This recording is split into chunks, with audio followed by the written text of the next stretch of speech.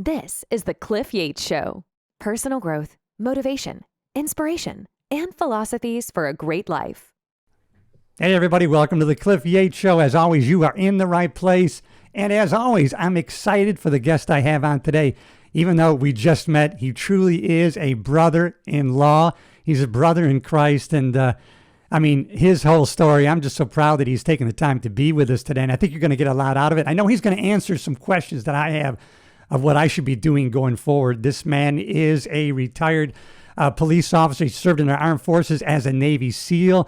He's a founder of the Trident Shield, which I'm going to ask him about. He was an IDC SWAT member. He's also a pastor, and he's into faith and preparedness and safety training, which I think is what we need to be focusing on today. I could go on and on his background, but I want to bring him on. Jason Perry, thanks for joining me today, brother. Oh, I'm honored to be here, man. It's always great to meet another fellow brother in blue. If you cut me, I bleed blue. That's what I tell people. Absolutely. So. And here's what I want to ask you is because I'm actually, in the LA Sheriff's Department, I got into personal growth and motivation and really working on myself, which really helped everybody about me and around me. And I'm all into that and health and everything else. But lately I'm just drawn into, man, I just feel like maybe I should be doing more into the fight for what's happening in the country and how to do that while keeping a positive attitude, right? Without being too adversarial to people, or maybe it's necessary. What are your thoughts on that? Well, one, we got to use the platform. Like, you hit the lottery, you were born in America. Right. We have more tools here and more blessings here to reach more people than anywhere else on the planet. Right. So, you're with great power comes great responsibility. So when you get, there's a story that went around the internet, or it might be an old fable tale or whatever, but it's basically these two Christians who retire, and they retire on a beach in Florida, which I think that's where you are. Yeah. And during their time, they went and they collect seashells all the time. Right. So they die and they go to heaven, and I'm murdering this story, so I'm sorry. They go to heaven, and Christ's like, "What'd you do with your time?" Well, we picked up seashells. Right? We're all given the Great Commission. We're all called to go and disciple. So we have to use our influence, these tools. Now, Facebook, Instagram, YouTube, whatever, the social media, they can be forces for complete evil, or they can be forces for light. That's right? What I say. Yeah, absolutely. So we have to use these tools, and we have to use our influence to try to say, it's like you're a cop. If somebody was about to step in front of a freight train, you wouldn't let them do it. You grab them and pull them back. Well, a freight train is the least of your problems if you're not going to heaven. There's only one other option. Yeah. You're going to hell, right? So we have to use these platforms to spread the gospel and to speak truth. Yeah. Right? And too many pastors, so again, I'm a pastor, but I don't get paid as a pastor. I'm like a quad vocational pastor, meaning my Trident Shield, which is my emergency preparedness, security training, and consulting firm, pays the bills, right? Gotcha. Yeah. That's what I do. That funds my ministry and everything else, right? Right. So, and then on top of that, I'm a pastor. I'm a farmer. I have 44 acres. Wow. I've got cows. I've got hogs. I've got chickens, and I, so again, I am not beholden to any donor, right? So it's like church can be like politics, brother, right? Yeah. So in politics, when people give you money, they want something, a policy voted a certain way. They want to be able to have influence in your life. It's the same way, unfortunately, in the church. And a lot of pastors, once they get used to making good money, they don't want to preach truth and risk offending their big donor base, right? Yeah, right. Up there and you call them on it, right? So, because I have that freedom, I speak the truth, and a lot of people don't like it, right? Yeah. I mean, I'll say it right now. You can't be, and this is going to piss off some people, but you cannot vote for a candidate that supports abortion and be a Christian. You can't. That's murder. I mean, it's just unbelievable. Exactly. Yeah. Exactly. Right. But there are hundreds of millions of people whose pastors won't say that. Yeah. I can't remember the name of the pastor. He's got Apologia Studios. God, I can't remember his name. I love that guy, Jeff Durbin. Jeff Durbin. I mean, and he just says it right when they attack him on these campuses, and they say, "Well, what about the rapist?" And he goes, "Yeah, I want the death penalty for the rapist. You want death penalty for the kid." Yeah. And I mean, that's so right on. Of course, they can't answer that. They argue over something that's not even biblical, but. You know, God bless him. He stays on point and he doesn't get angry, and he comes from such knowledge. He's got an extensive martial arts background. He also is a drug addict, right? So I didn't know that. No. Yeah. So he's a reformed drug addict, but he's also, I don't know. I heard he got like a bunch of black belts. I'm not a martial arts guy, but you know, a bunch of different things. So he's got discipline, and he's got situational awareness, and he's got the ability to defend himself. So he can stay in those moments longer than some other people who might, because he's not worried about the soy latte drinking, you know, she-male in front of him who, you know, doesn't know what bathroom to use. Right. But there's a lot of other guys who are older and frailer, and they're still on the front lines doing that. But hopefully they've got strong security teams around. But Jeff Durbin doesn't need that. He's just a champion for life. There are other guys out there. I want to shout out to Doug Wilson, who's been fighting for truth. And for the country for as long as anyone. He's the only effective general out of the church that I've seen. And I don't want to use a military term. He was actually in the Navy. He was a submariner. So he was an enlisted guy. His dad was an Annapolis guy. I believe was an Annapolis guy, one of the academies. But, you know, this guy here has been fighting and winning. He's turned Moscow, Idaho into this beacon of light. Wow. Right? He went there. His dad was a pastor, went there, chose it because it was a small town, right, with 2 universities near it. And he knew that he couldn't change New York. There's too much friction there, right? He couldn't change L.A. But in a small town, in a culture like that, you can make a massive difference. You can. And generationally, they have. And, you know, so the answer is the other question. The other thing is I'm a post millennial, which means I think we win in the end. I think that Jesus Christ started with 12 knuckleheads, and now there's over, you know, depending on how many people, there's billions of Christians. So I don't think we're losing necessarily, right? But I still think that we have a long way to go. So, you know, unfortunately, some people on the flip side of that, the pre-mills, they think they're going to be raptured up tomorrow, and none of them plan or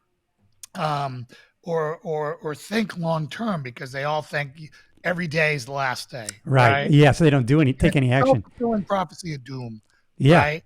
And it causes people, they just retreat in their churches. They're like, all right, we're out of here any day. And, you know, so they don't fight. Whereas I believe after Doug Wilson and Jeff Durbin's another one. Paul Washer is another great guy. Paul Washer? Okay, man, I'm going to check these guys out. Paul Washer. If you, hands down, if you want to see a guy who's aligned onto the Lord. And then James White, who's also from Apologia. Yeah, James White. Yeah, I love him. He's another guy who I really look up to. Yeah. Those guys are fantastic. And you know, I'm not, you know, those guys are champions for God. I'm like an infantryman, you know, I'm a E1, whatever you want to say. That's what I think of myself too, right? I think, oh man, you know, these guys, I wish I could argue from that depth of knowledge, you know. Well, the thing is like that, let's pivot to that if we could. Yeah. So we all need, like, God doesn't need anyone, but people need to hear from different types of people, right? So there's a war going on, right? God won the war, but there's still battles. Battles is correct. Yeah, that's what I believe. Yeah. There's still battles. We're on the largest POW rescue mission in the history of time itself, right? Yeah. So God won the war, and now we have to go rescue the prisoners, right? And there's a lot of different battlefronts. Some of it is at the PhD level in the universities and in the seminaries. Yes. And you need people like James White and Doug Wilson to fight in there.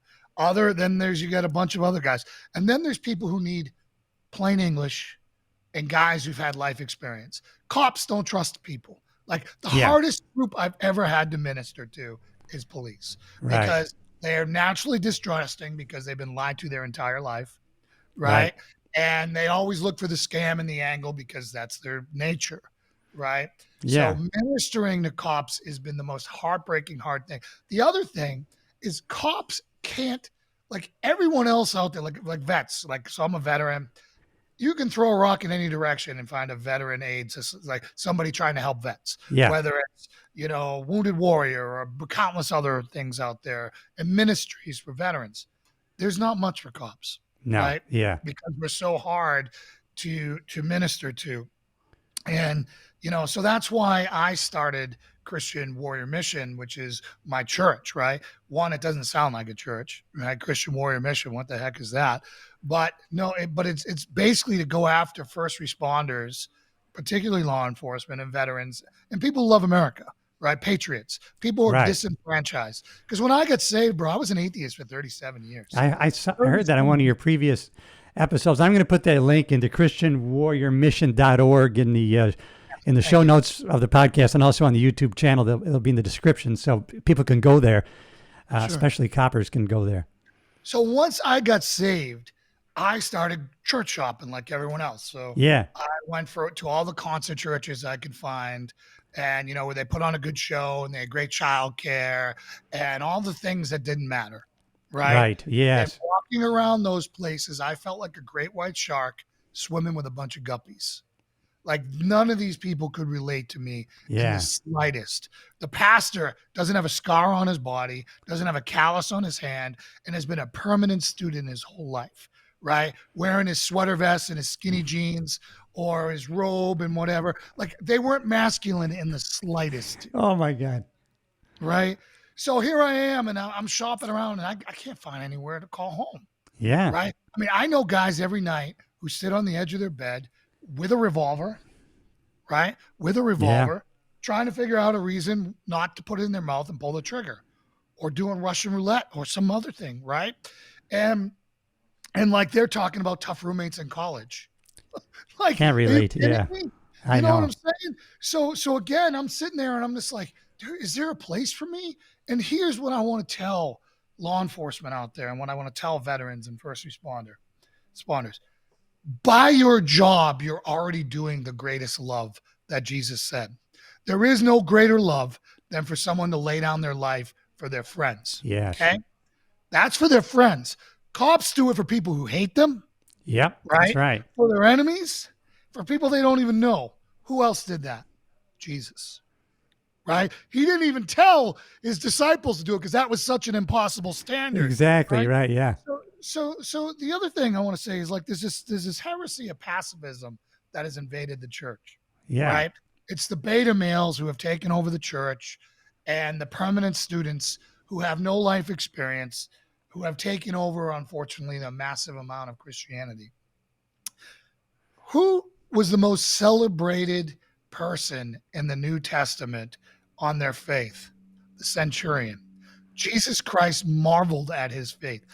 God marveled at a Gentile centurion. Yeah. Okay. Now, when God finally decided to open the door to the Gentiles, which was always his plan, right?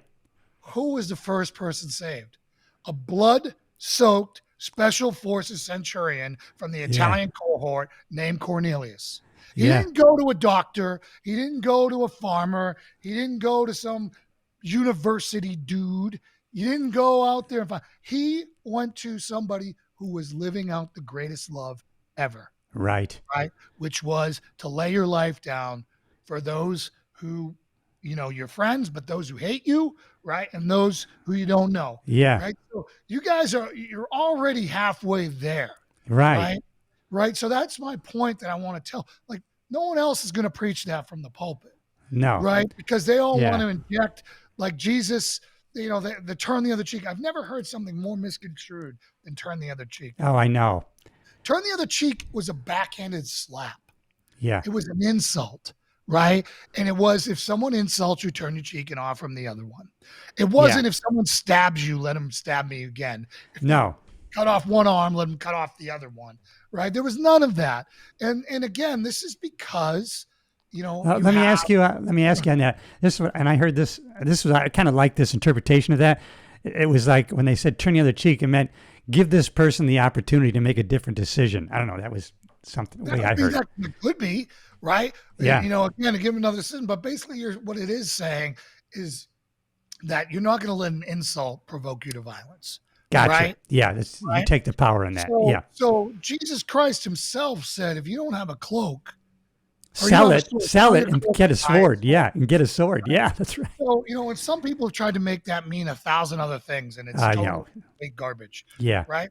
That's because he knew he was removing his protection that he had on his disciples. He said, that's right. You were mine while I was here, you were nothing, but now I send you out sheep amongst the wolves, this and that.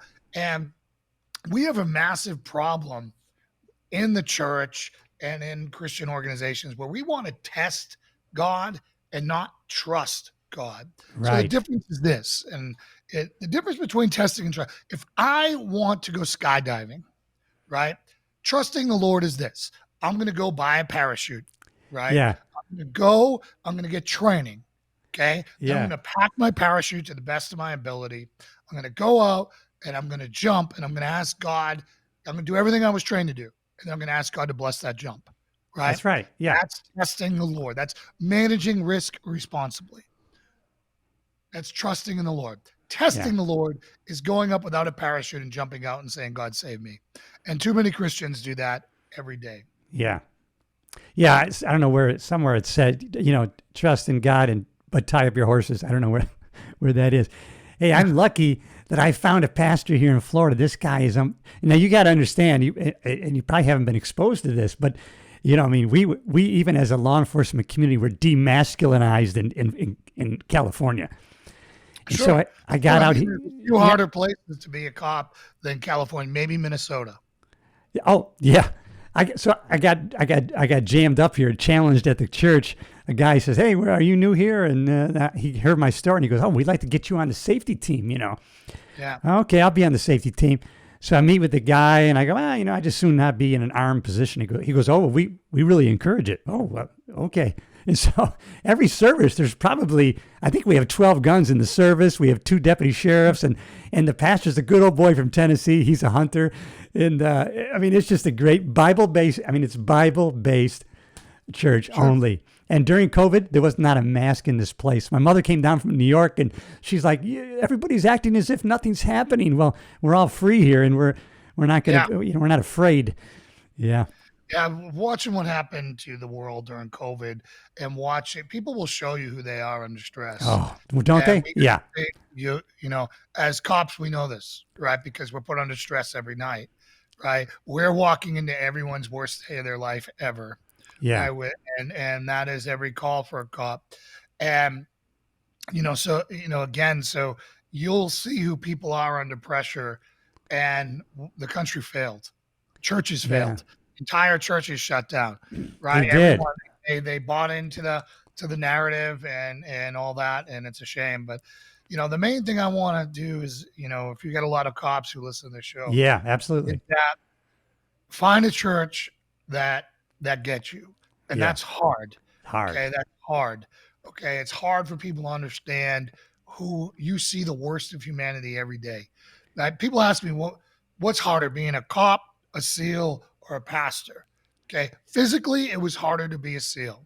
Right. Mentally and emotionally, it was harder to be a cop because I was hated by everybody. If I was a SEAL, when I was a SEAL, I couldn't buy a drink in a bar if people found out I was a SEAL. Right. Yeah. Right. Everyone just said, as a cop, if anyone found out I was a cop, I couldn't trust anyone to hand me a drink, right? Because they'd spit in it, or my food would be, you know, God knows what in it, right? So that really broke my heart, because here I am, I'm sacrificing myself, my family, my sanity, you know, to try to protect others. Yeah. What years were you an officer?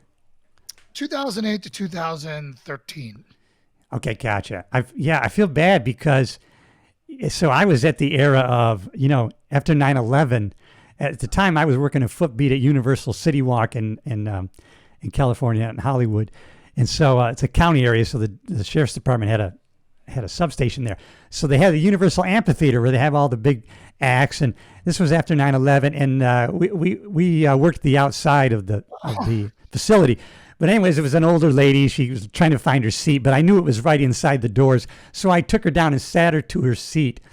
and the lights were still up in the house, 6,000 people. Just the fact that I walked this lady in, everybody started applauding me just because I was in uniform and they were supporting the police. And for me to see the attitude based on propaganda in the media go from that to the hatred, it's just, I mean, I was loved. People wanted their picture taken with me. It was just, Yeah, well, there's only two people who love cops now and in the city, anyways, and that's old people and young kids. Yeah, you're right. Yeah, Everyone else, and again, it's the hardest job in America because it's a zero mistake profession. Zero mistake. With Yeah, cell phones, things that are decided in the thousandth of a second are diagnosed and criticized over weeks or months or years in court. right. And when I was in, it was before I got out before Ferguson. Yeah. I got out before Good. Yeah. I got out before, all the George Floyd and all the other insanity. And because of that, I wasn't in the heyday of cops where before cell phones and, you could cut brakes and do that. I was a cop. Like I could still, I was. Yeah. I still have discretion in Boston. Right. Yeah. Yeah. You wanted me pulling you over, and you wanted me because I always gave everyone as many. I tried to treat everyone fairly, and I tried to diagnose people. Like if you're somebody who doesn't have a strike on your record yet, and you're about to, to have something horrible come on because you have a substance in your car that could, not somebody dealing, but somebody who's got a personal use, I'd stomp it on the ground and get rid of it. Right. Yeah. Right. And make them do it. Like call your parents, get them down here. Right. Get them down here and being able to do that versus, your hardened felon who's got a million strikes, who's a domestic abuser, who's got all this other stuff. And they're there again. Right. And how many breaks have they gotten, but again, if they treated me fairly, I always treated them fairly. Me too. Right? I didn't care who. Yeah. It's funny. I went to this, in my book, Deputy. I worked in upstate New York, 20 deputies on the road. Then I go out to LA and I end up working in Compton, South Central Los Angeles. And in my time, we didn't even have a handheld. We used to hang our mic out the door and try to fight back to the car, right? So we could get to the radio. The tragedy today is people, they get burglarized and the cops come and they're so friendly and they love the police. Oh my God, he came, they were so friendly. They called the fingerprint technicians, but they don't know in our day, we would have jammed those people up the day before. They would have never been burglarized. Right. Well, that's the tragedy that people need to understand. Yeah. Proactive policing is gone. Over. Gone. I've got friends that are still in an apartment. And when I came on shift, you weren't to be at the station. You were out patrolling. Yeah. Right. Yeah. What does patrolling look like? That's preventative law enforcement. Right. Yeah. Right. And that is all gone. Now everyone stays in the parking lot until they're dispatched and a crime has already been committed. Yeah. I have two stepsons. They're on the job in LA, but now they're still in the jail, and I hope they stay in there. Years ago, I would tell, I tell everyone be a fireman. Be a fireman. Yeah. Yeah. Be a fireman. No one hates firemen. You get paid to sleep, eat, and work out. And so, I got to tell you, Jason, in California, they're going to stop you at Universal or Disney World. Oh, you're a cop. Well, you're gone. You got to take that back to your car. You got to lock it up. I mean, in Florida, they're like, I hope you have your gun with you. I mean, it's such a, I got my oil changed. Jason, I got my oil changed. And the guy asked me, are you a retired fire or police? Yeah. Why? Oh, because we give 10% off. I go, what? I mean, they want it. They support.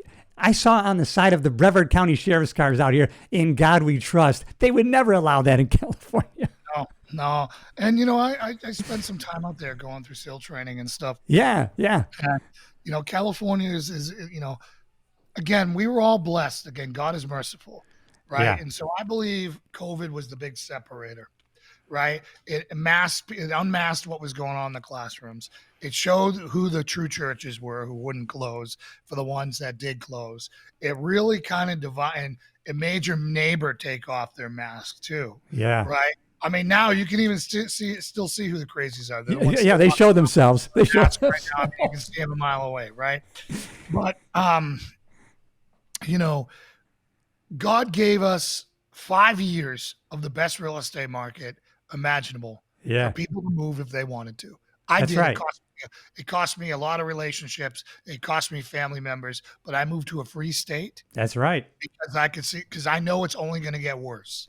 You're Right? right. Yeah. It's only going to get worse. And I've got friends who hesitated and they're still stuck in Jersey, or they're still stuck in Massachusetts, or they're Yeah. stuck in California, or they're That's stuck right. in Yeah. Colorado. They're stuck in these hellholes. Hellholes. Minnesota, right? Yeah. Only getting worse. And what's happening? The interest rates have gone up. Now they can't sell. Now they can't They afford. can't. I bought here. I didn't get in the ground floor. I Right. got in on the 3rd floor. Well, now it's about the 12th floor, Yeah. right? Because Tennessee is the #1 place for Christian conservatives who Absolutely. don't want to live at the beach to move to. Yeah. And and we get a lot of people who go from New York or the Northeast or California to Florida, and they're like, man, we didn't count on this heat. Yeah. Right? Yeah. Oh, yeah. Yeah, so they end up going halfway back. Halfway back is Tennessee, Tennessee. Yeah. right? And in the mountains of Tennessee, Northeast Tennessee, and Western North Carolina, you've got the summers of Maine without the winters of Maine. It is a cool, because you're at elevation. Yeah. It's cool, no humidity. You're protected from all the extreme weather, and it's gorgeous. Oh, it's beautiful. We drive through there. As I told you off camera, we have a place in the Thousand Islands in New York, which, by the way, I found out through all of this craziness during the elections, because I'm in upstate New York in the Thousand Islands, north of Syracuse, New York.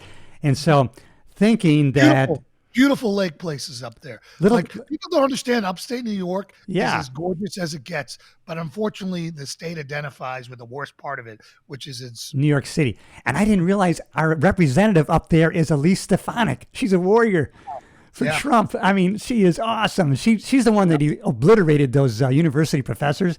And God bless her, man. She is a warrior. Yeah. Yep. So you know what? Go ahead. I was going to tell you. So I was up there at the island. I'm thinking, because I'm not, when I'm up there, we're not talking politics. And a little bit, they had local corn roast up there, right? So I thought, man, there was a lot of hostility from the locals towards the islanders. So I thought, God, these people are kind of like assholes. And then I realized all of my neighbors, the island people, they're from Connecticut. They're really liberals. And actually, these locals, they're conservative Christians. And that's why they had that attitude. So actually, I love them. But I didn't know at the time where everybody stood, No, well, it's like coming down here to Tennessee. People try to buy for sale by owner. Yeah. And they'll show up with Massachusetts plates or New York plates. And people here will be like, it's not for sale to you. Oh, like, wow. Wow. They don't want this place turning liberal. No, that's right. Don't bring those politics here. Yeah. No. And I understand it too, man. It's crazy. So it really can be, it's gotten pretty contentious down here because, you've got places that are purple, like North Carolina's purple, right? And, people have gone there and I wanted to move to Blowing Rock, North Carolina, which is higher altitude than here, gets more snow and is cooler than even here. But I didn't trust North Carolina to stay red, right? I did not trust it to be able to do that. So now here you've got people who want to move from California, Massachusetts, New York, Connecticut, wherever, and they get mad at you for shooting on your property. And it's like, we take turns here shooting every weekend when we know people are looking at houses. We call that Freedom Thunder. We call it Freedom Thunder, and we let them know that you're going to be hearing that every weekend for the rest of your life. If you don't like that, don't come down. Hey, let me ask you, because you're an expert on this, because I'm talking to some neighbors of mine who are not cops, good conservative Christians, and I was asking them, so they're taking these steps to, because they have relatives up north, so they're getting a high frequency radio. They're kind of doing some preparedness stuff. And so what would you suggest to start on like the base level of, maybe like you were saying on another show, maybe like a 90-day supply of food and water? Start with 90 days supply of food. Okay. You're going to need, like I would recommend, a great large water filter. The one that I recommend is Berkey. That's what I have sitting in my kitchen. Berkey? Berkey, yeah. Okay. Berkey, I think. Oh, I know what it is. Yeah. Okay. Yeah, it's stainless steel. They got screw and filter, but there are other competitors. They're not the only one. Yeah. I don't get anything for recommending. I'm just telling you what's in my kitchen. I don't tell you to do stuff that I don't do. That's right. Yeah. I walk the talk too. That's what I believe in. Yeah. So I moved in a not so populated area, but I'm still 15 minutes from a Trauma One medical center. I'm 15 minutes from every convenience I could ever want. I have 44 acres. I have conservative neighbors That's around awesome. me. And that was by design. Okay. Yeah. I've got friends, unfortunately, who live in Texas. And you're like, wow, Texas is free. Yeah, but Texas is so overpopulated. So overpopulated, and it's an unnatural, unsustainable environment. Yeah. The day the grid goes down, where are they getting their water? Where are they getting all their stuff? Right? Yeah. They're gonna truck everything in there. Everything's like New York City, right? And New York City's an unnatural environment. They gotta truck in thousands and thousands of trucks. Well, that's Dallas. That's all these other places. There are parts of Texas where they have big ranches where they're gonna be okay, but that's less than 1% of the population, right? And everyone in Texas is armed, so it's going to be Mad Max Thunderdome there. It is. I can't wait. No. Hey, what would you recommend? I'm on our too, but go ahead. when I'm on our island. We're on the island from May until near October. Oh, but, man, you made some good decisions in your life. Yeah. Well, you know what? And it works out perfect. Like you say, it gets too hot here at mid-May. It starts getting hot. No way. I lived in Panama City, Florida for 3 years. No, thanks. Yeah, so I heard that. Hey, and so I'm on our island, which is kind of work intensive, right? I mean, it's on our own island. So we got to go to the store. I got to get in the boat, go to shore, get in the car, get the stuff. But this next year, I want to have my own, because we haul water over there. But I was thinking of going to make an ultraviolet system where I can bring water in and have it drinkable, at the point of, as it comes into the house. Do you know any systems? Do you use any of those? Or which systems? I'm sorry. Like an ultraviolet system where, the point of entry, I'm bringing water from the St. Lawrence River in for showering. There are lots of great gadgets and there are lots of great things out there. But the main things you're going to want, you want to have, these freeze dried 90-day supply of food. Yeah. They're all amazing, right? Yeah. They're all great. You can pick your brand you want, but they require a lot of water. Right? Yeah. The average person needs 1 gallon of water per day, right? When you're talking about all this stuff. Now you got to add to, if you're rehydrating 2 to 3 meals a day, you need even more than that, right? So having that, the other thing you got to have is you got to be able to protect what you have, right? Yeah. So now you need to have, a high capacity firearms. Yep. Right? And enough ammo to be able to defend yourself, right? So the other thing you're going to want to have is, depending on your scenario, what are you going to boil water on, right? Right. You want to have things you can filter it, but you don't want to have to filter everything, right? No. So again, what are you going to collect your other water with, right? So again, and so, again, having stuff to burn, right? So, having, kerosene, having some oil, having wood, obviously wood's great. Like here, I've got tons of wood. I've got acres and acres of wood. I can take what I need, but being able to have a fire is another one. And then medicine. You always want to stock up on your medicine, right? Yeah, that's important stuff. And we always have to question that when we're up on the island because things happen. So yeah, we're always prepared to a certain extent. Because my dad years ago, that's why I have so many boats and vessels, because he took the wrong insulin one time on the island. It took us 45 minutes to get him to the hospital. So I always want a boat that's working, right? I want to make sure I have a... Yeah, well, again, it's about transportation, right? Yeah. So again, when you start getting into second tier, or third tier preparedness, right? You've got hey, it's not the end of the world, right? It's not an EMP, right? Yeah. It's Katrina, or it's just a bad storm or a flood or a hurricane or civil unrest or whatever, right? There, you just want to ride it out, right? Right. So you're just trying to get through. You just don't want to go out and get carjacked or worse, right? So you kind of want to be able to bunker down and bug in, right? That's right. I like that. Bunker down, bunker in. Yeah. Right. So you want to have what you're going to need this. You're going to want batteries. You're going to want to have light sources. You're going to just think of this as everything that you would want, right? For a hurricane where you're not going to have power. Yeah. Right. Assume you're not going to have power. I've got a solar system, right? And the solar system is to make sure that my freezers run, right? I don't care about anything else. I just don't want my meat to go bad. That's right. But I also have a building that I can smoke everything I have immediately if I had to, right? Perfect. So I could take hundreds of pounds or thousands of pounds of beef and hogs and whatever. Smoke it all, and now it's okay, and it'll last for a very long time. So, so anyways, that is, again, another level of this, right? Right. So in my basement, we bought this house, which God blessed us with, has a wood burning cooking stove Oh, okay. with drawers that you put the charcoal in or you put wood in, and it heats the top. And so as long as we have wood, which we have a very never ending supply here, Yeah. we can cook and we can boil, right? So, the other things you want to, if you're only going to have one gun, have yourself an AR-15. Like that's why Gotcha, they're yeah. coming after AR-15s, right? People ask me all that. And I never know what to tell them, but AR-15 I is tell probably them the best. Yeah. AR-15. An AR-15 because it's a high capacity weapon. You Yeah. can put a red dot on it. It's easy to shoot. I can take anyone and in 15 minutes have them hitting what they're aiming for with a red dot. Yeah. Right. I mean, a red dot sight takes all the skill out of shooting, or a vast majority of short distance shooting skill out of it. Right. So you get an AR-15, you get a red dot on it, you get it sighted in. Then you got to decide how many pistols are you going to have. If you're only going to have one pistol, get yourself a Glock 19. Glock right? 19. Something that you can you can carry concealed. It's not too big, but you can use it as a full size gun if you needed to. Right. Yeah. If you're going to have two, I tell people go Glock 26 and I tell them to go Glock 17. Full size pistol, right? With the subcompact double stack.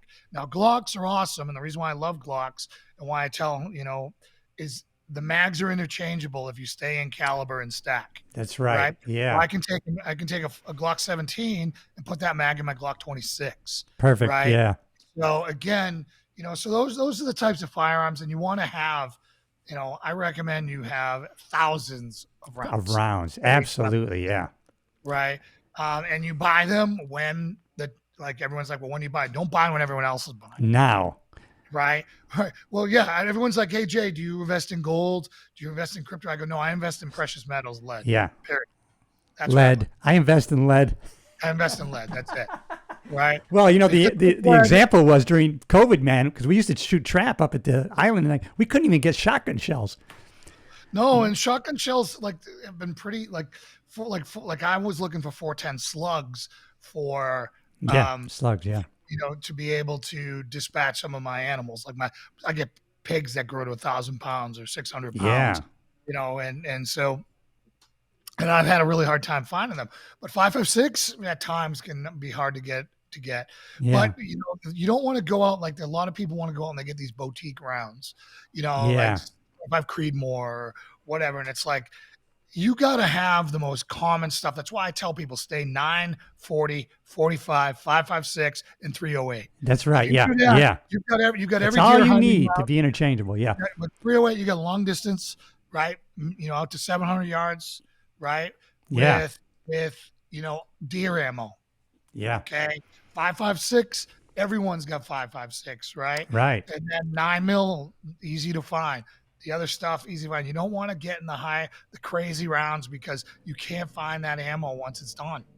No, you can't. Hey, right? what's your what do you have there as far as I notice this comes up quite frequently at the island where we lose power. What kind of generator do you have or suggest maybe even? I don't have a generator. I have solar. So you have solar, so you're okay though. Okay. Right. So, but I mean, I just have. I have a gas powered generator. Yeah. But that's kind of afterthought. But I live in a place. Again, I chose my area well. I don't need AC at night here. Right. At night it gets in the 60s in the summer. Yeah. During the day it gets in the 80s. At night it gets in the 60s. Right. So I've got wood stoves. I've got an awesome heat pump. I've got plug-in stuff that I can use. So again, we didn't do this by accident. No. Right. Everything has to serve a purpose. So when I buy stuff, like I joke when I'm talking about prepper stuff, I buy precious metals lead. Yes, that's Mark I motto stuff. But everything I buy makes something. Right. So I'll buy cattle because they make more cattle. Yeah. I'll buy a chicken because a chicken makes eggs and chicken. Right. I'll buy, we have 3 dairy cows here. Right. And we got 2 more that we're raising. That is my milk. That is my cream. That is my butter. That is my cheese. right? Yeah. That is everything, right? And the excess goes to feed the pigs, the chickens, the dogs, everything.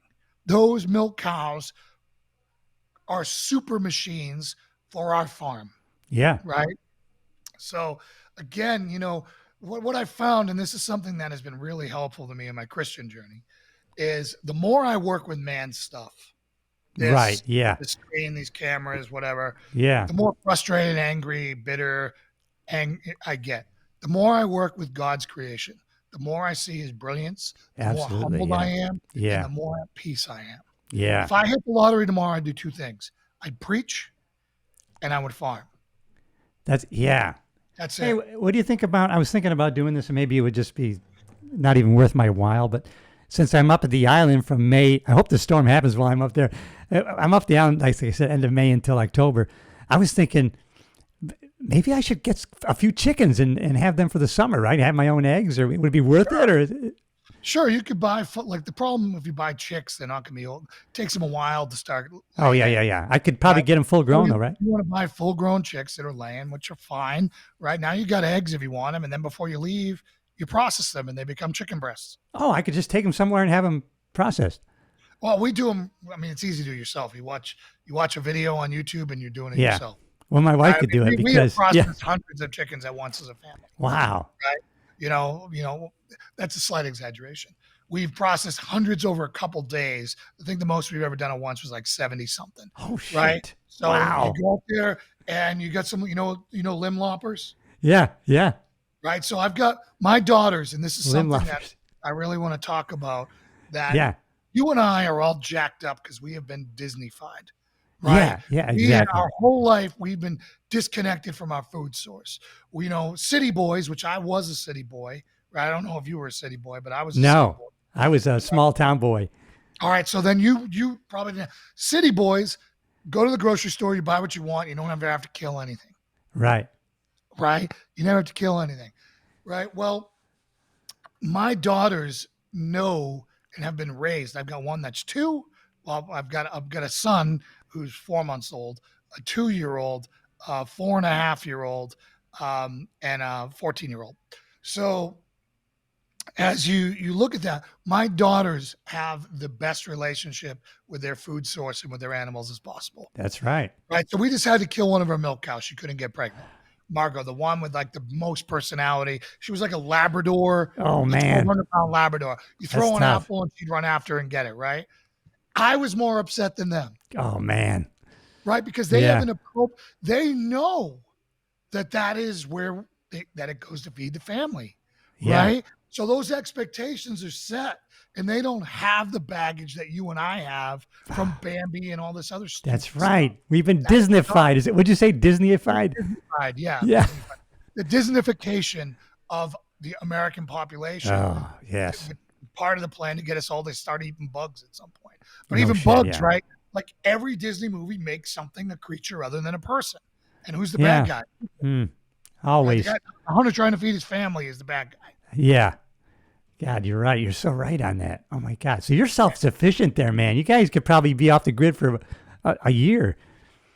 No, well, I mean, we could do it off a year, but I wouldn't be enjoyable, No, yeah. or any of that other stuff. And here's the thing. I'm in a region where we have mutual aid agreements, where it's like I can provide these 3 things, but I can't provide hay. My neighbor has Okay, hay. yeah. Yeah. Oh, So- okay. He gives me hay, I give him food. This guy gives me corn, I give him meat. This guy does this, and I do. So we have mutual aid agreements where it's like, Yeah. if things go bad, we're all in this together. Because let me tell you, if it's just me, my wife, and my kids protecting a 44-acre farm from people who don't have anything, we're going to get overrun. But if I can get 10 families here, I can feed 10 families. And now we can rotate watches and have, and protect Yeah. things and work the area and do all that stuff. No one can survive long-term alone. You're going to need people to help you, and you need to invest in solid relationships Yes. now before things go bad. Yeah, my wife's family, she still had some people in Cuba, and so they, they trade like that back and forth. Oh, you got fruit? Okay, I'll give you some bread. And then, they know when people are coming, so they gather up on things. Yeah. It's where the Bible maybe talks about this, Cliff. The Bible says, he who does not work does not eat. And I love that. Yeah, that's right. Man, that's so true. I listened to a guy who I think this guy's really good. Matter of fact, he just made national news. I don't know if you know Jack Hibbs. Have you heard of him? Yeah, I know Jack Hibbs. He's a Calvary Chapel guy. He's out of California, but he wrote a book called The Days of Deception. And what I like about it is he puts this Bible is for today. This is a living word that is. Yes, 100%. Yeah. So the Bible is the manual for everything. It's the manual. Right? When I got into personal growth and all this other stuff, all these guys turned out to be really Bible guys, and most of their teachings were Bible based. And so when I got into the Bible, I'm thinking this is the best success manual you could ever have. I'm right. Yeah. Well, the thing that really pisses me off is when people are atheists and they are taking the Bible and they don't cite the Bible as where they learned it. Which is exactly where they learned it, right? Because God knew what he was doing, right? So, for example, let's in my backyard. What is grass good for? Nothing, right? Only a few animals can eat it. We can't, it doesn't do anything. But grass feeds my cow. That's right. My cow turns that into beef and milk. Yeah. Okay. Now, my cow eats it and then poops it out. My chickens come behind the cow, spread out the poop, right? Yep. And eat the leftovers that are in there and the flies that come on it and all that other stuff. And then that makes the ground grow better. Exactly. And this perfect world is supposed to have happened by accident, of course, where everything is interrelated and it all works. Yeah, exactly. When you see God's amazing design, it is like it's obvious. I can't believe I was a moron I was so stupid to be an atheist. Like to believe that this was an iPhone, lightning struck in the desert one day and an iPhone 1 billion model was made. It was just created out of nothing. From nothing. With all the programming. I mean, it's just like you look at DNA and you're like, that's like I saw DNA and that really removed all doubt from me. And now it's just icing on the cake and everything I have. But the main thing that I really want to do is please, if you find a church that is teaching you to take the Bible and use it today. You have to apply it to today, right? Lessons in the right context that it was written in and apply it today. When me and my wife have a problem, we don't need a counselor. No. You know what we both go bring out our Bibles, we break out our chapter. And if we have a problem, we point to it in the Bible and say, this is where you're messed up.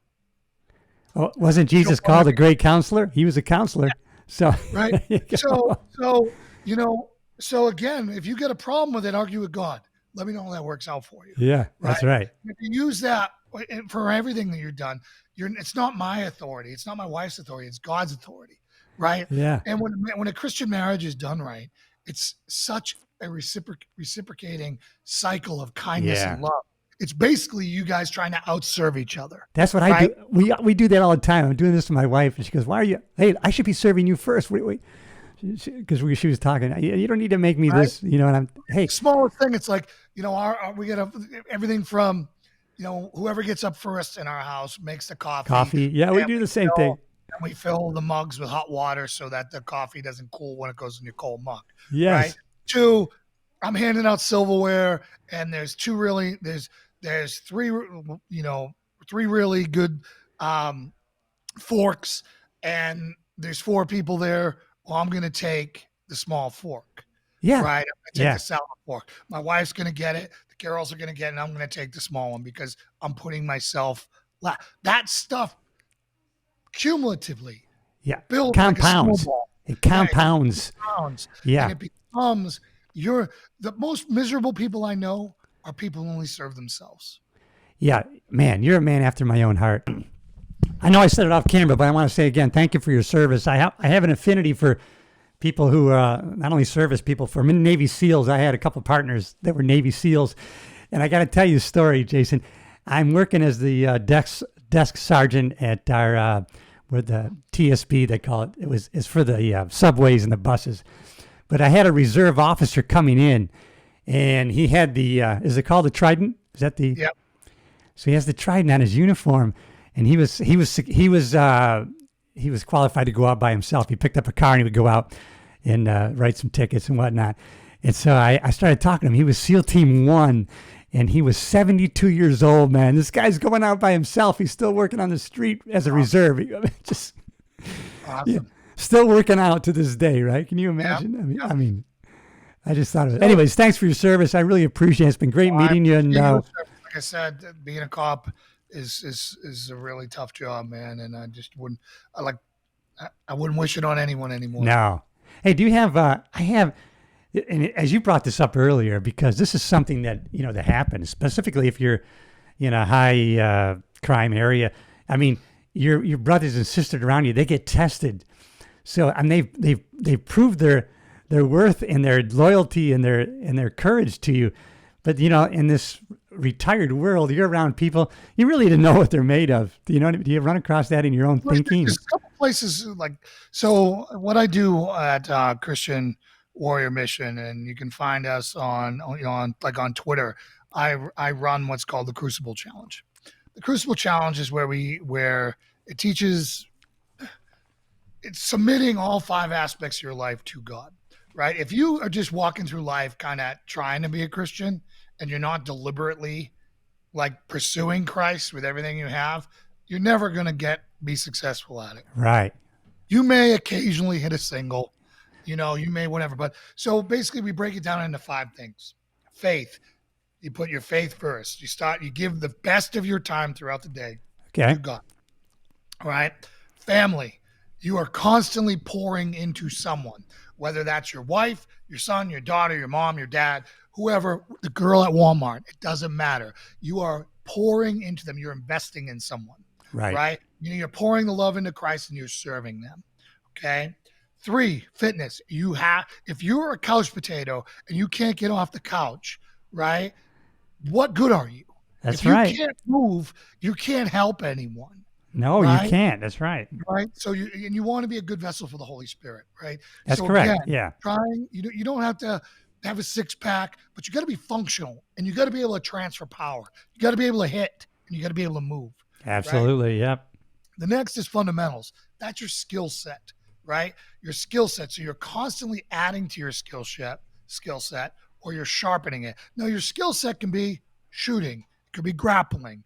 It could be learning how to change a light socket, how to fix a toilet, how to change the oil in your car. But you're constantly becoming. Always learning. Yeah. Always learning and becoming the best asset for yourself, your family. That's right. Yeah. Okay. And then the last one is finances. Finances is making sure that you're not becoming a slave to debt. That's right. Yeah. Or a slave to stuff. That's right. Yeah. And making sure that God blessed us all with some type of war chest. Are you using it for the kingdom? Right? Meaning, I'm not telling you to go out and donate everything to a church. I'd rather you see you donate it to one of your friends who's struggling. Right? You have a personal relationship. You can then take it and move it to the next level, and advance something in somebody and invest in somebody that way. So again, you go to the Crucible and, here I do discipling on the 44 acres. So we're a church, we're a home church community. I don't have a fancy building. You're looking at part of my sanctuary. I flip that's my podium. I love it. I flip it that way. And then everyone's sitting over there and I do it. It's a 2-car garage that I converted into a log cabin space. I love it. Yeah. And then out back, we have a gym, full gym, right? Because I used to own a gym. And then we have 44 acres of farm work and trails and everything else to do. So you can tell everything you need to know by somebody by just working out with them. Not everyone, but a lot. That's right. Are they helping you unload the weights? Yeah. Are they often distracted in their phone? Are they showing up and encouraging you and jumping do they put your needs before theirs, right? Do they shy away from pain? Are they willing to push past it? Is it all about them, right? There's so much you can tell by just going to the gym with someone that you would never know in 1,000 Sundays. Yeah, I try to do, I think Ralph Waldo Emerson said, right, who you are speaks so loudly I can hardly hear you talking, right? You can just tell so much by the way somebody does things. And, I do some things. And my buddy he's so into the word and he knows it so well because I was telling him, I do little things, like, I always, for some reason, I put in my head that this is a character builder. I always put my grocery cart away, no matter how far away it is from the car. And he goes, oh, the Lord loves that. I go, really? And he goes, yeah, he loves things like that. So I do that, and I always put my weights away. I always break it down and put them back on the holders all the time. Exactly, right? And it's like, again, you're just going to learn so much about someone. And it's like, and particularly when you don't guide them. Yeah. Right? When you're just coming in, you're working out, and it's like, are they team players, man? Like there's so much to that people understand. Either you are or you aren't. That's right. Yeah. By your nature. And you can counter that nature, right? And if I yell at you, or if I'm coaching you and I have, you're working for me or whatever, and I'm just like, what are you doing? Like, get your head out of your phone. That's right. Like, we're doing something here, right? Yeah, I like it. It matters. It really matters. And then it really does. Where I find out the most about people is when it's cold and wet. That's right. Hot and nasty out back on the farm with big dangerous animals. Yeah. I find out who people are. That's true. Yeah. Man, that's right. When they're tested. It was funny because I was talking about this off camera, but I had a couple of friends up north on the island that I had helped quite a bit, because they needed help a couple of days putting up a yurt they put up, and then they needed help with their boat, and I brought it over. And man, I thought, we're such good friends. It's good to have friends up there because right. And then I was telling you, we went to the inauguration, and all of a sudden they were kind of ghosting us, and they weren't inviting us over anymore. And I asked another friend, I go, I hope it's not political. I'm assuming that it's like, oh no, right. it's political. What? I mean, how can somebody be that way? Well, but here's the thing, dude, right? What you're going to find out is you're either for God or not. Yeah, you're right. Yeah. My non-Christian friends have shrunk to a very small amount. I got you. Okay? Yeah. Very small amount. Okay. There are relationships that I'm working on where I'm still trying to win them over for the Lord. Yeah. Right. But my bunker crew, if you're not a Christian, you're not welcome. Yeah, you got to have a small, tight. Did you mention like having 10 or 12 tight in the group or? Yeah. So there's a couple things, right? So again, like for me to maintain this property, I need about 10 families, and that family can be 2 people, can be 3 people, can be whatever.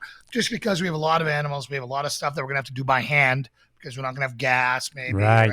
Other things, right? So we're gonna be doing muscle, elbow grease. But what you need in life to be able to walk out this Christian is you need accountability, right? No one can do it on their own. So just like that's what the Crucible Challenge is. So like I said on Twitter, which you can find me there as Pastor Seal Cop. Pastor Seal Cop on Twitter. Okay, I'll do it. You can come on there, and what you do is every day you post what you did for those 5 things. Oh, I like it. Yeah. You see what everyone else is doing, right? So you're learning from each other in real time, right? So people who may have healed an estranged relationship. Well, how did you do that, right? And then we come together on Sunday before church, right? So everyone there tends to attend my church service at 11 a.m., which is also streamed on Twitter, Facebook, everywhere else. But we come together at 10:30 and we pray for one another, right? And we sit there and say, hey, what do you need? Also, I do at 9 p.m. on Monday, Tuesday, Wednesday, Thursday, Eastern Standard Time. I do what's called Christian Warrior Talk. It's on Twitter, all the social media platforms. Okay. And that is where we talk about the Crucible. We fight 3 battles. Okay. We get a humble and grateful heart aligned on the Lord. So we check our pity party, right? Because everyone's got reason to feel sorry for themselves. Yeah. Right? Life's hard, right? But we get grateful and we thank God for all the blessings we do have. Let's face it, if you're an American, you're already a billionaire as far as the rest of the world's concerned, right? You know what the top 10% of I think it's top 10% of income in the world is? What do you think that number is? I couldn't imagine. I don't know. 30,000. Oh, really? Wow. You make $30,000. You're a part in the top 10%. Wow. So you make that rolling on a bed in America. Yeah. Right? Okay. 2, we pursue a relationship with God through prayer together, but also I read a chapter of the Bible and I teach a chapter of the Bible a day. Okay. Yeah. So I go through it. We're still, a chapter of the day, and I explain it in common terms and teach you how to apply it to your life. And then the last part is with iron sharpening iron, we do fellowship. We make time to people call in and they're like, hey, I'm struggling with this, or, I'm really like my finances are a mess. So I'll get a finance guest on, right? I'm not a finance guy. Or, hey, I'm struggling with this. And then we'll come in and people will be talking about it, and we'll all pray for that person. Yeah. Right? We gotta pray. So that's what we do there online. Perfect. That's how we build a community, because, dude, cops are stuck. They're stuck in Seattle. They're stuck in California. They're stuck in Massachusetts. They're stuck in New York. It's hard to leave a 6-figure job as a cop to go make 30 grand in the South somewhere. Yeah. Right. Yeah. It's really hard to do that. Okay. So, and they can't like things on social media. They can't have any social media presence at all because it can be subpoenaed. And if, let's say, they follow me and I say something that somebody might consider insensitive to one of their cases. Oh, yeah. Like, well, you liked that comment, so obviously you agree with it, right? So there's totally isolated. So, we go out of our way to keep to minister to those guys, to talk to their issues. And we do retreats and stuff here on our Great. God bless you, man. Yeah. We get around the fire, and by the second, third beer, there's not a dry eye in the house, man. Well, you know what they say: if Jesus comes back, let him catch you doing the work, the Lord's work, and you're doing it, brother. And we'll wrap this up. But I hope you come on again, man. I love talking with you. It's like, to us, I was telling a buddy of mine, God, I used to love when my dad was a cop, my uncle was a cop. We'd get around the kitchen table with a cup of coffee and just laugh, telling stories. I kind of feel that's what we get to do nowadays, sure. And maybe somebody else will benefit from it. But let's get together again, brother. Yeah. I would love, anytime you want to, like, all right. You want to talk. I love talking to my law enforcement brothers. And thank you. Law enforcement, to the cops and the first responders and the veterans out there. If you can't, until you find a church, okay? Yeah. You can always find a local church if you can. But until then, I'm willing to be your tourniquet. Join us online. We do our Sunday service. We just swapped to a new time, 11 a.m. Eastern Standard Time, but they're on the internet for forever, right? We're on X, we're on Facebook, we're on YouTube, we're on Rumble, we're on all these platforms. That's great. Come on in and watch us, participate with us, and and stop the bleeding, and help find a church locally. ChristianWarriorMission.org. I'm going to have all of Jason's links will be in the description of the YouTube channel if you're listening or watching our beautiful faces. And if you're listening on one of the podcast platforms, I'll have it in the show notes, Jason. And this has really been a pleasure. Hang out for a little bit after we go off. We'll debrief, my brother. But I can't thank you enough. And I have a lot of copper followers, so they're going to really enjoy your stuff. And I think you've pointed us in a direction of what we can start doing. As you said somewhere else, the coming storm, we can be prepared. Deliberately pursue all 5 aspects with the Lord, and that is part of the prepping, right? That's where I like those 5 pillars. So thank you. Definitely. All right, brother.